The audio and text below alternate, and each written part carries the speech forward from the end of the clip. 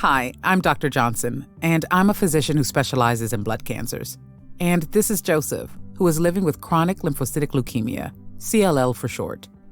And in this series of videos, Joseph and I will discuss steps to help you learn about your diagnosis, understand your treatment options, and collaborate with your healthcare team on CLL care decisions.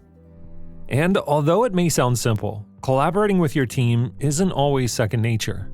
When I was diagnosed with CLL, I was confused, not only about the disease itself, but about my role in making decisions about my care.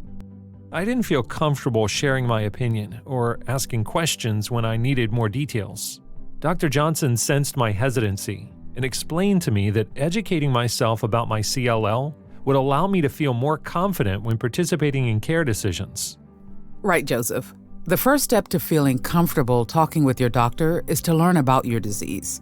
You can start with advocacy group websites that have educational resources, such as the Patient Empowerment Network.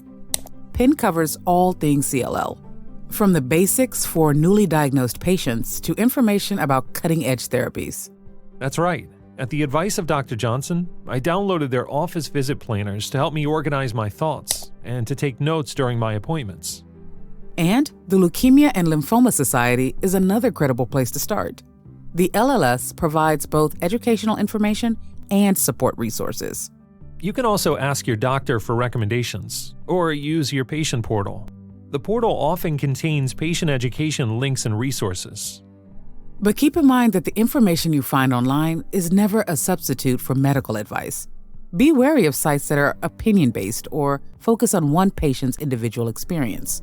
You should always talk to your doctor about what you've learned to get your questions answered. So true, Dr. Johnson. And once I felt I had a good understanding of CLL, I started to take proactive steps and to participate in my care. Here's my advice to others. First, be sure to write down your questions and goals prior to your appointments. It's often hard to remember things on the spot. Next, bring a loved one along to participate in your appointments and to take notes. It's a good idea to discuss your takeaways after the visit too. This will help retain the information you heard. Also, try to get past your fears of bothering your doctor. Be honest about how you are feeling. It's especially important to mention any symptoms or side effects because this can have a direct impact on your care. Remember, your doctor can't troubleshoot an issue unless you tell them what's going on.